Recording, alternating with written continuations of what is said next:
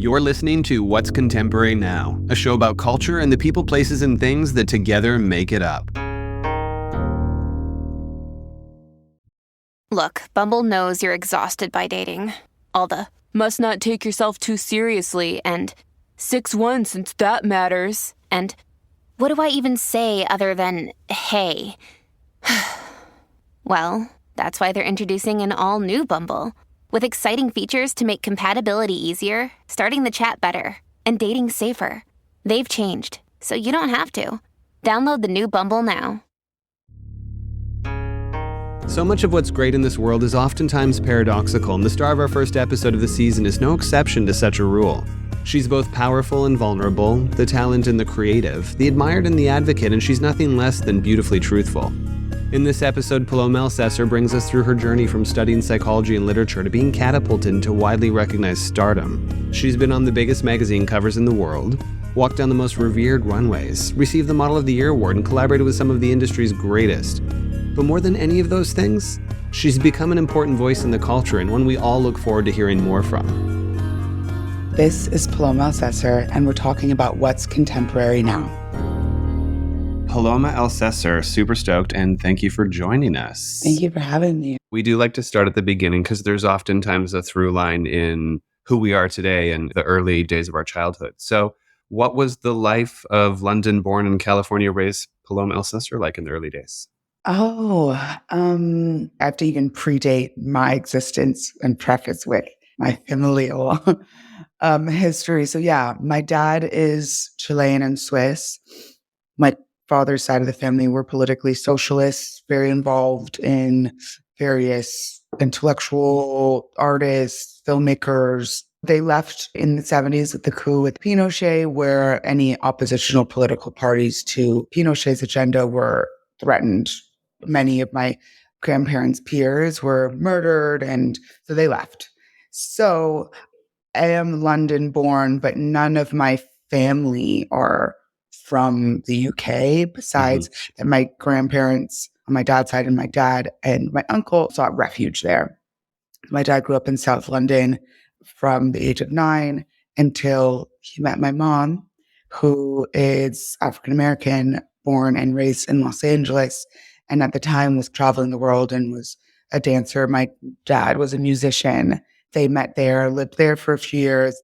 I was born in a very narrow British bathtub in Kentish Town, which is northwest London, next to Camden, essentially.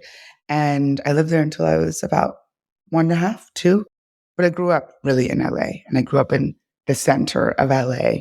So I think all of those things, I think actually more my family's history inform everything now. Both sides of my family were and are very, I wouldn't even just say political, but thinkers on both sides. My grandmother was a news anchor for liberal and socialist television. My grandfather was a filmmaker. On my mom's side, my grandfather was a conscientious objector to the war, a pacifist. And so I just grew up both sides where there was this kind of force of thought, and I like to call a little punk. So yeah, I think maybe LA was an interesting place for all of us to land. Well, I feel like you've also talked about your mother having been Buddhist, and there's a spiritual kind of background that's prevalent in your family across the board. And I definitely think that's something that comes up in conversations you're having today. So what were the sort of early inspirations of that type of exposure for you? I think for me, I felt as a young person pretty rarefied. Now, of course, now you start to connect the dots with so many different people who have similar experiences.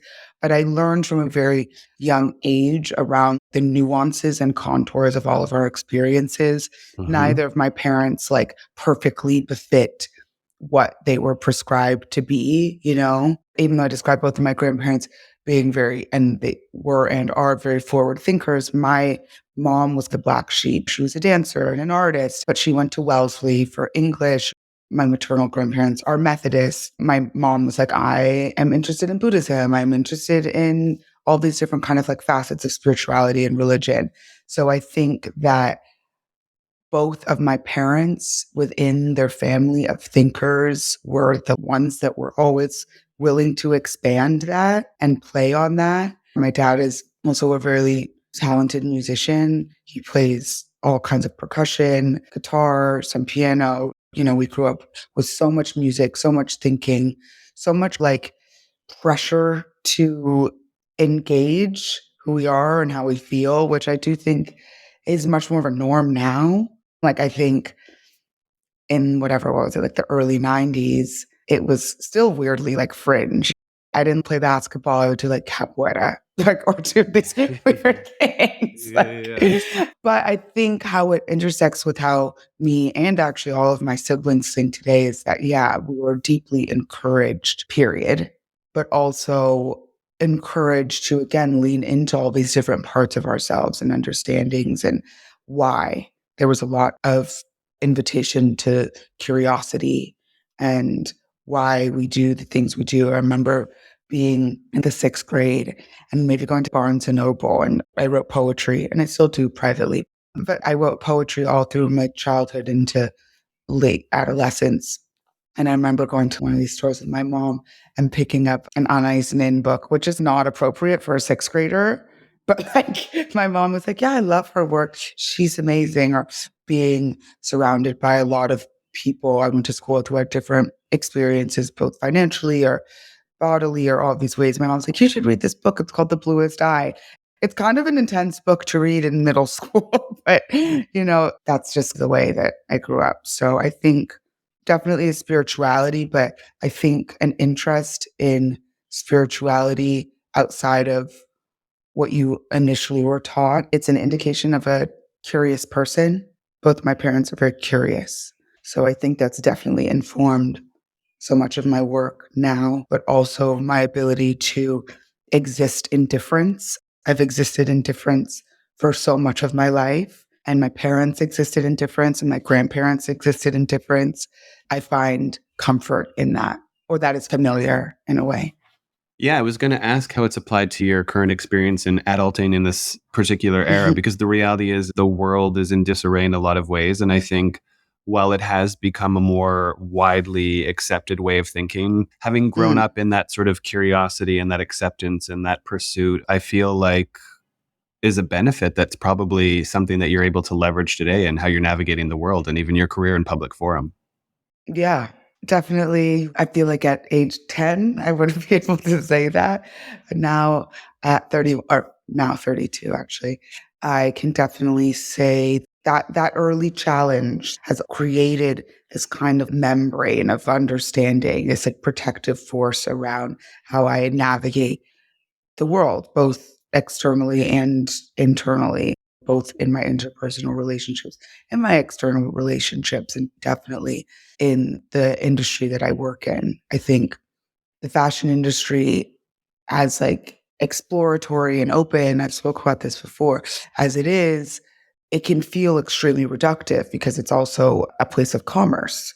So I think trying to apply some of the tenets of my childhood or the things that my parents imbued into me and my siblings has and continues to be difficult, but also extremely fulfilling because it allows me to really be engaged with the work that I do with a sense of humanity, a sense of purpose. That I think that's why so many people, or I don't know, I can't crack the code on why like visibility and these kinds of jobs, whatever, fame or greed or whatever, is so causal for such deep misery.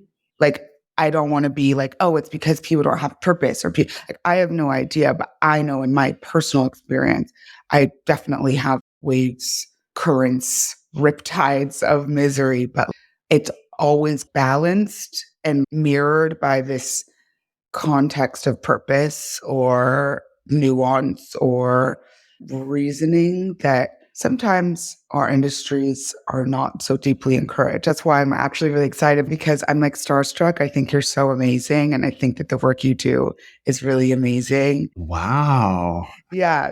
So it's more like, oh my God, I was like a little bit nervous, but I'm actually really excited because I really do love having conversations like this in the context of the industries in which we exist in or are engaged with. I can tell that story over and over again, but it's nice to have these conversations. Wow. Well, that means a lot. And ditto, ditto. I mean, I don't know if you can see the sweat stash, but I definitely am excited about this conversation. I mean, we're touching on so many things that I can't wait to dive into. And I don't want to miss any kind of significant points in your journey because I just think it's interesting to the audience. You have touched upon poetry, which is obviously something that we'll explore further in terms of your writing, which I'm a huge fan of. But it was also something you were putting online in the early days. And I was curious as to what it was that led you to want to pursue an education in things like psychology of literature specifically. I mean, I think that it was like a natural progression for me. I love to write. I love to read. I always have. It's just been something that's more natural for me.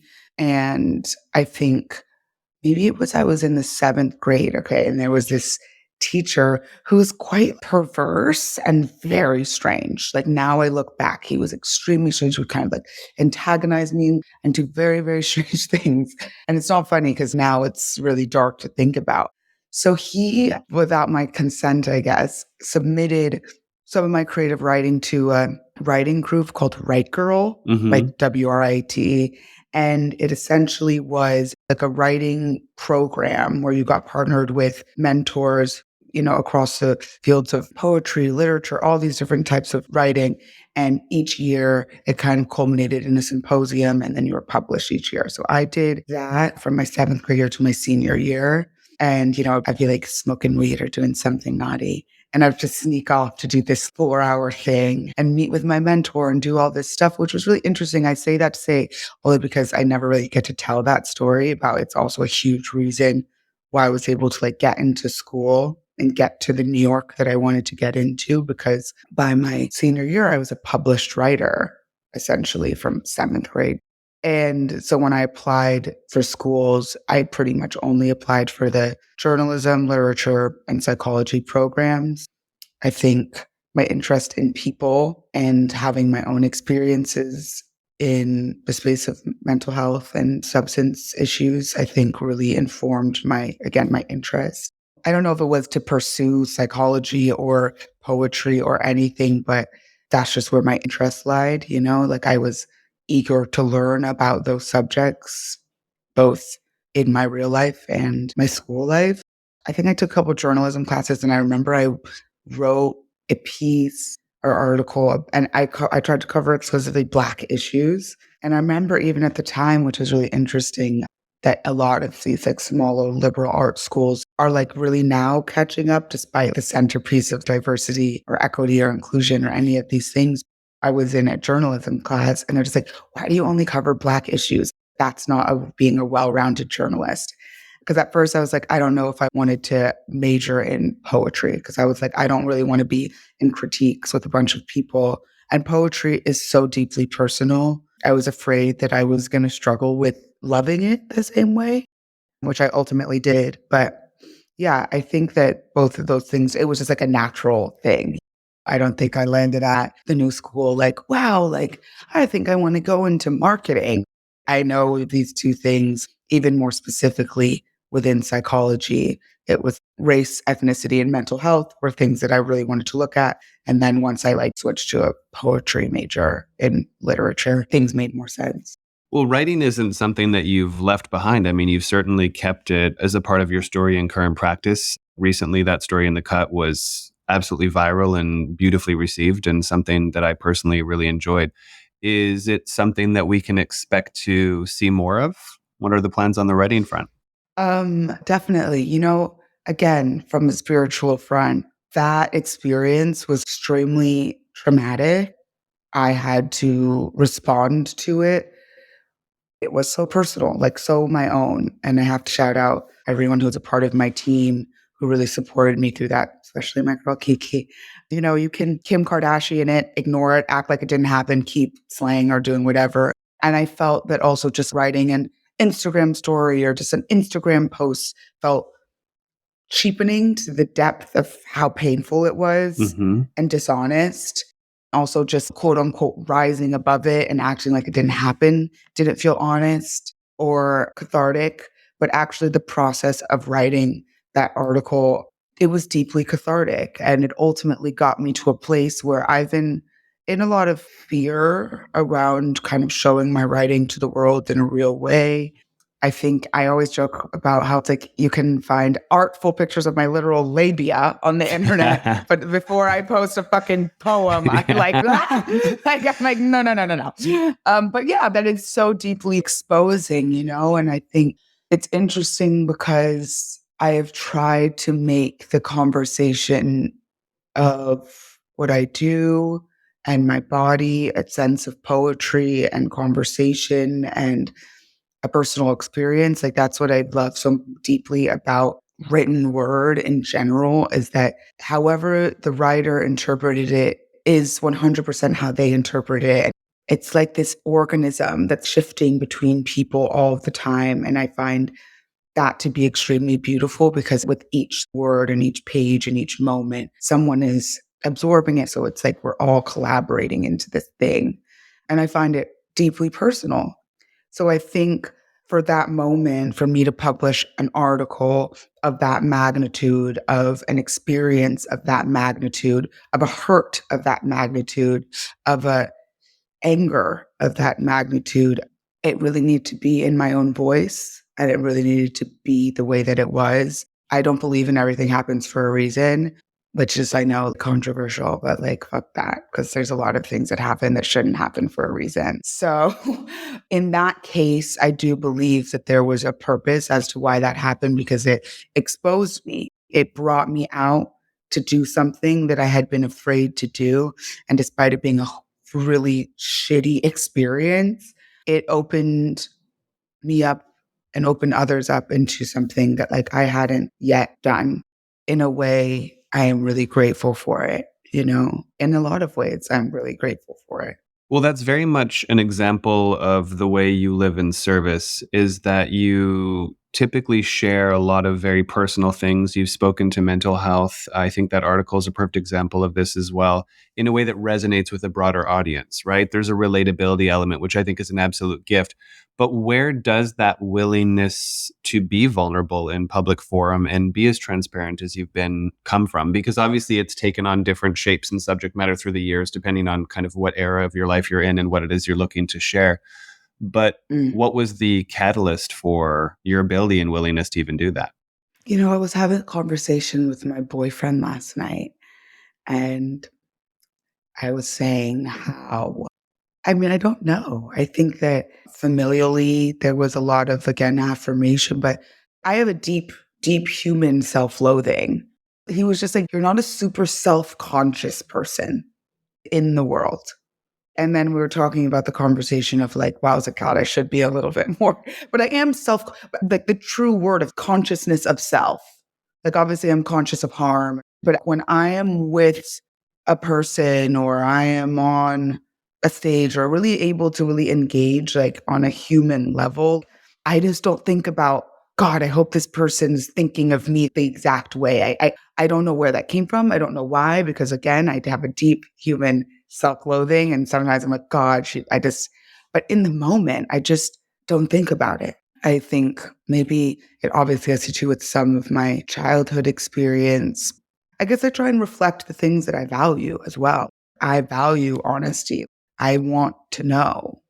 I am very free with who I am because I wouldn't be weird if someone told me that either. Like, I don't know. No, that's a fair point. Yeah. I suppose it is indicative of the way you view what it is you're saying and doing. Yeah, I guess who I like to surround myself with, my community, it's people who are willing to just be a little bit open.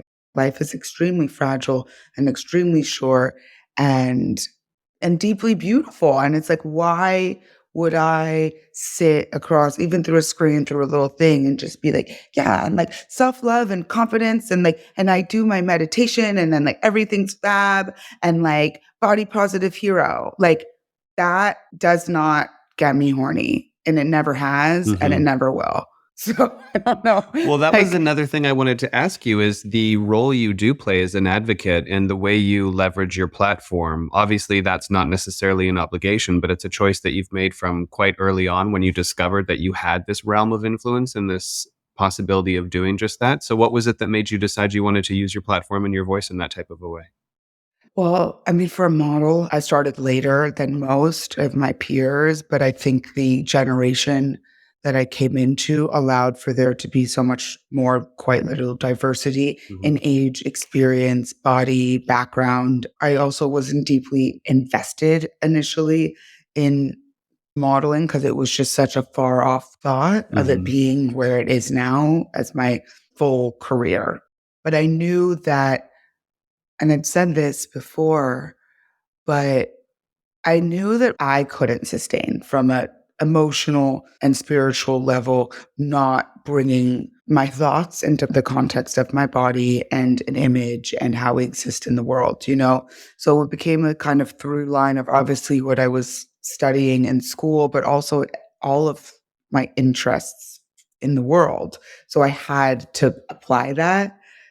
It just was like, that's just like what I knew. It wasn't that it was like, okay, like now it's really cool to be an advocate and to do this thing. So now I'm like lean into it. It felt like life or death for me. Also reshaping the conversation. I still feel disappointed in how limited our vocabulary and feeling around diversity is. You know, it's now mutated into this like, God, we're just so sick of like woke ideology, or it's just, it's so cheap. It's like diversity or equity or inclusion aren't some random title for a person to be plopped into a company. It's literally to engage a world where these things matter. And it's like, how do we do that? And I felt a sense of responsibility because I still feel like I'm running into the walls of the confines of not just fucking fashion, but like society. And that's what's paradoxically also very complex about the role played by a talent, is that in a lot of ways we see the industry commodifying voices such as yours because it gives them validity and credibility in the culture, because you reflect what's going on in the world in a much more meaningful way than some sort of marketing strategy, right? But somewhere in that process where they want to leverage and really benefit from the halo of your voice and credibility in the cultural spaces, they also want to ensure that's done in a way that feels palatable and is commercially viable and all of these other things. So, how do you find yourself navigating that kind of intersection of being your own voice and communicating the things that matter to you while also understanding the complexities of the commercial aspect of being a talent? It is true. It is challenging in that space. I recently had the actual pleasure of speaking at the Women's Symposium at a school near my house in Bed-Stuy. And one of the students asked this panel, which the panel was generally comprised of people who weren't working in fashion, people who were working in education or even like the justice system or social work. And one of the amazing, bright students was like, how do you navigate racism and misogyny in the industries and worlds that you work in? And, you know, I think I was the youngest person on the panel, but obviously not in the room. And many of the women in this panel reflected that it's like so much about laboring when to engage. Like it is a strategy. And it kind of broke my heart to think about the truth in that. I really appreciated this kind of piercing truth that some, you know, elders, some were not like my elders, but some of these women were in their 70s. And also, I just have to preface, like, I am also a mid-size, racially ambiguous, mixed Black woman, cis woman, you know, who went to private school, you know, didn't grow up with financial privilege, but had many, you know, so I I benefit from a litany of privileges, and it's still strangely isolating and still strangely painful. So it really shows that there's this like very profound dissonance between our expectation and our reality, our desire and our reality. So back to the symposium, and my heart sank because, like, God, there should be no strategy around the way in which people are harmed in these systems and in these spaces. But also, it's the truth. So, in the same vein that it's like, I have to sometimes assess when is the moment to challenge and when is the moment to gather. Also, like why I feel such a deep responsibility as my previously described privileges that some of my darker skinned femme sisters may not have. There is a system of strategy happening that is beyond us. And so, how do we, within the context of this kind of very, very, very, very, very slow change, figure out how to make smaller changes, which sometimes for me feel they're no change at all. I think right now, myself and many figures within the industry who have championed these kind of thoughts are feeling really fatigued because there's just been this painful slip back into a zeitgeist of just thinness, racism. I'm also not like, oh my God, obsessed with cancel culture. I'm obsessed with accountability. And I do also think the purpose of cancel culture is to get to a culture of accountability. I mean, obviously, the internet has emboldened so many people to speak, quote unquote, freely. The choices that people make about what they choose to speak freely about really have just shocked me. You want to speak freely about being transphobic or just calling someone fat and disgusting, ugly, or just like whatever, just like low reaching, but also deeply harmful rhetoric, but you won't speak on war. You won't speak on injustice. You're so willing to open your mouth about saying that someone's face isn't giving, but you won't be like, children dying every day is also not giving, babes. I don't know what zone we're in, and it's deeply terrifying. And it's also just like tiring. Have you witnessed that at all? I mean, of course, I think we're living in that reality. It's just the truth in present day. And that was something that I found incredibly admirable, was your decision to step away from all of that noise and remove yourself from that toxic moment and sort of reclaim the why behind your use of something like social media. Because there is, of course, the Mhm. other side of the coin to what it is you're speaking to, where it has cultivated communities. It's given people a sense of connection. It's allowed them to discover a sense of belonging. And there are the kind of brighter aspects of what that looks like, but there's also the vitriol and the selective commentary and Mhm. all of the things that you're describing. So, what was the kind of why that you came back with after stepping away from all of the noise and selective kind of judgment we're discussing? I mean, the why, I had to reflect. I needed like actual time to reflect. I think there's both sides in my experience, which I think is deeply relatable, is that at once, like I said, I have a deep self-loathing, but I also don't exist in like consciousness of self at all times. So what that tried to articulate in the Cut article was around like I too have those thoughts. Like I too have, just like everyone else, have my own internal acidic vitriol. And so I felt deeply exposed to the thoughts that I always had, that I would always just try and either move through or around or for, because on the other side of that was that somebody gets to see, yeah, my short, fat ogre, which people say all the time, whatever, self on a runway, which they've never seen. That look that's on that runway goes into an editorial season where a girl who may have never been able to be in anything besides a stretchy dress for a picture gets to wear a look. Like, I have to see that. I have to see farther. But I felt so exposed and broken down from just the throngs of people just like spewing it, and Kanye West, like from different corners of just like me just trying to encourage people to like read a book, think about what they do, and maybe not hate themselves every second of the day. I genuinely feel like I try and mind my business. I really do. Maybe that's inaccurate, but I think I needed time of reflection. I actually needed to regulate my nervous system, and I couldn't do that simultaneously while being on Instagram and TikTok. I could not do that. I could not get to a place of regulation because I was constantly dysregulated by commentary, which then made me think about how dysregulated I always feel, probably, and how we all feel like we're having to just constantly navigate unfettered burnout because it's like, oh, I'm on a job and then I'm going to jump on the internet, the job I didn't get, the vacation I should be on, someone else's body, da da da da da. This person's cooler than me. This person's better than me. This person's better than me. Inserts of children being murdered. We are completely dysregulated and like just living in like consistent micro trauma. And I was like, I actually don't know how I'm going to climb out of this rut that I was unwilling to decorate. I was like, I cannot decorate this rut. I need to move out of this, and I cannot do it while simultaneously trying to like swat off people saying horrible things to me. Because trust me, I'm saying horrible things to myself.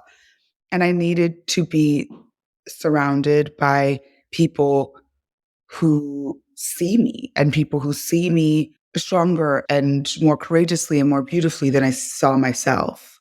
And that's what I did. It was like a tender moment. I really feel grateful to everyone. I mean, also, again, this isn't life or death. It was just for me as like a person who has always struggled with emotionality. It was very hard for me to wrap my head around something in which I felt canceled or dragged or exposed for just existing. Like I was like, wait, I didn't even do anything wrong. Like I don't even know what to be accountable for. I have nothing to be accountable for. I had a really affirming conversation with Richie, Shazam, and Julia Fox, who are very old friends of mine. We've been friends since before any of us were names to name. You know, we were just kind of girls running around New York being crazy. And I needed to also speak to friends who have known me that long to be like, bitch, like, you deserved that. We have watched you. We have watched you sacrifice weddings and funerals and birthdays and friendships and relationships and monies and wholeness in pursuit of making a difference in this, in both your career and in this industry. We have watched you, bitch.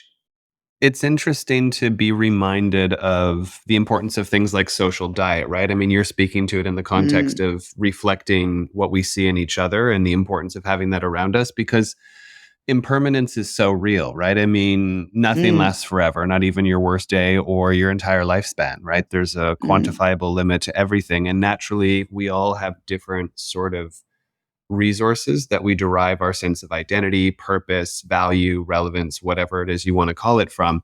And I think in cases like those, we really begin to recognize that well in our life that never runs dry. And obviously, you're describing how that mm. exists in the form of really close friendships. But what other major anchors do you really find being able to rely on in your life? I really need unity and people. You know, I also, again, hot take, I don't believe in like, you can't love until you love yourself. We all can be shown love. We are our own, obviously, worst enemies. And it's like the purity of being loved can honestly just shift how we feel about each other. We need one another. Like human beings need one another, period. And I am not ashamed to admit that I need many. And I do not take the responsibility of being needed also by many lightly. And I feel, again, like a deep privilege that that isn't just in my personal life. It's not about like, oh my God, I love being needed, but I just don't take it lightly. And I think that's why I take the context of my work. Yeah, maybe I'm not like the tallest, like the best movement, the best runway or whatever, but all of that effort does get poured into other places.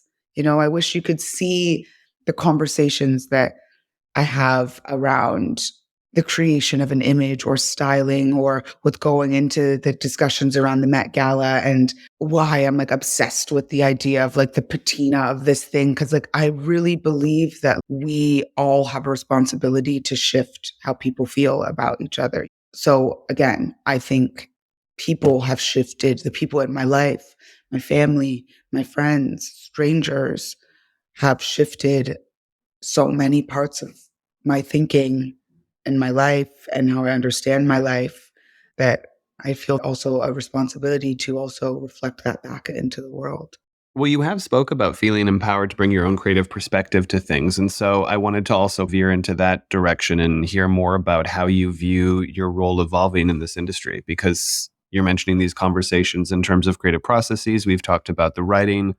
Clearly, your career and willingness to share personal experiences have made huge impacts. So how is it that you view your role kind of evolving in the not so far off future?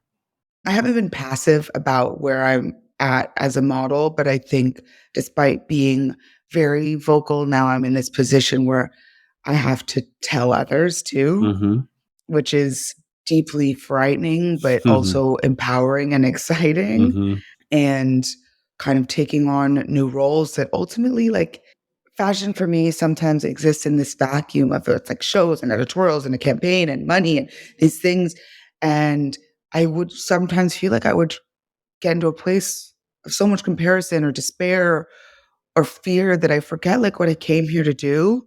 And it wasn't to continue to just be the only runway girl or be in it. That's not what I came here to do. Mm-hmm. You know, I came here to try and be an agitator and be a vessel for thought. Like I just wanted to come and kind of like shake things up. Mm-hmm. And I think I have in whatever small way I have.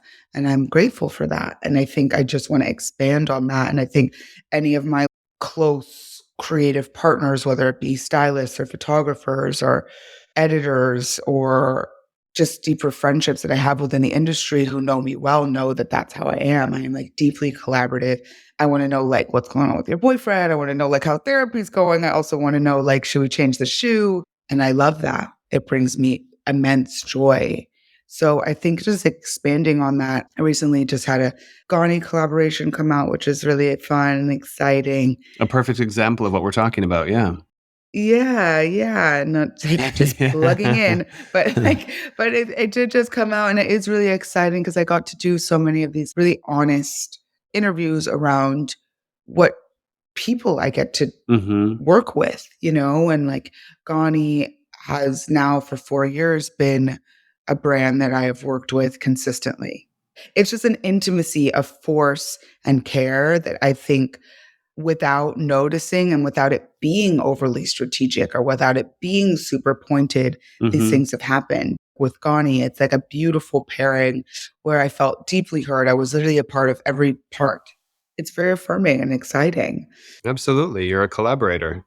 Yeah. And I don't think people know how much collaboration goes into one being a model. I think people are just like, be pretty, be good at posing, da da da. But like, you have to also be someone people enjoy to not only be around, but connect with and collaborate with. You have to be someone that excites collaboration in all these different ways and facets. You speak to new people every single day. I go onto new sets and see new people every day. We don't go into a job where we see the same people every day. So we build these deeper kind of connections and like building blocks of creativity and care that I carry with me. And I'm really excited to kind of expand on that more. So yeah, definitely with like design stuff, consultancy stuff, and also just connection. I hosted this amazing fundraiser last week, which I was really excited about. I was really nervous, like really nervous, especially because it's on the day of the eclipse and I'm an Ooh, Aries. okay. So it was an Aries eclipse, so it felt very Yeah. ominous. But I was like, oh my God, something bad's going to happen. And I had this epiphany on the way to the event where I was like, oh my God, nothing bad's going to happen. It's that I'm doing something I've never done and something I've desired to do, but have been afraid to do on a day of great transformation and shift. And this is amazing. I had a new framework. And I think that, again, following model of the year stuff and how painful it was, it actually forced me to reflect and reframe why I do what I do and why I'm here. Sobriety is definitely something that's become increasingly more popular because people have discovered that their lives have just gotten better and they have less recovery time and more usable time and whatever their personal reasons might be. But describing the nervousness or the experience that you had with that particular event, how are some of the ways that you find it's been incredibly beneficial that have led to you choosing to continue the life of sobriety? Sobriety has like Mhm. parented me in many ways. It's created this force around me that's allowed me to Mhm. constantly reflect and a desire or a pursuit to investigate. And I think when I got sober, I was 19 and I had no idea what was Mhm. to come. I just knew I didn't want to be in that level of pain anymore. I didn't want to cause people around me Mhm. that level of pain. Not to say that I haven't caused pain or I haven't been in pain throughout the, oh my God, 12 years. Yeah. Wow. That's wild. 12. Pretty much half your Yeah. life. Like I'm like literally have to do the math. Yeah. Yeah. Literally half my life, 12 going on 13 years. Yeah. You're your own person. The relationship is its own person and it needs to be cared for and nurtured and protected. And I think the same way about sobriety is that now at 13 years, there's angst and there's fear and there's insecurity. But I also know that it again has taught me how to exist as like a woman in the world. I don't know. I had a dear, dear friend once say to me, sobriety is there to teach you to be the woman, to actually be the woman that you pretend to be. And I have to learn and apply that every day imperfectly, but always. It's what I know. And I think, again, it has become like deeply popular, I think, as the world also becomes more complicated. We reach for different tools and like drugs and alcohol and food and money and all these things feel good in a very painful world. Like I get it. So it's like, how do we fill up those holes, in a world and a society at which tells you to stuff them with resources that you can buy or get immediately. So I have to like also sometimes stuff it with food and money and my boyfriend or other people or whatever. But like, I also know that I have to find reprieve in knowing that like it also begins with me. It also begins with how I create like boundaries and safety and be of service in the world. It really has taught me so much. And I'm continuing to learn. I'm only 13. Yeah, it's incredibly inspiring. And I think, again, like so many of the things you share, it has broad application to the human experience. And I think for that reason, the value is just incredible for your audience and ours. We can't let you go without asking Paloma Elsesser, what is contemporary now? What is contemporary now? Mm-hmm. I say it a lot, but I really find what is contemporary now and always contemporary is curiosity. That is the most contemporary facet. I couldn't agree more. It's definitely a galvanizing force. Thank you so much, Paloma. Yes. I really appreciate your time and I loved this conversation. Thank you. It was so wonderful to speak to you. Thanks for tuning in to this episode of What's Contemporary Now. A special thanks to our show's producer, Cheyenne Asadi, who makes it all possible. Audio post-production by Griffin James, with original theme music by Joseph Top Miller and Chase Coughlin of The Black Soft, and visual design by Aaron Meager and Graham Prentice. Subscribe now to be the first to catch new episodes every week, and if you've enjoyed listening, we'd love to hear from you. Leave us a review and let us know your thoughts. Your feedback helps us improve and reach more listeners like you. Follow us on Instagram, Threads, and LinkedIn for additional content and join the conversation around what is contemporary now.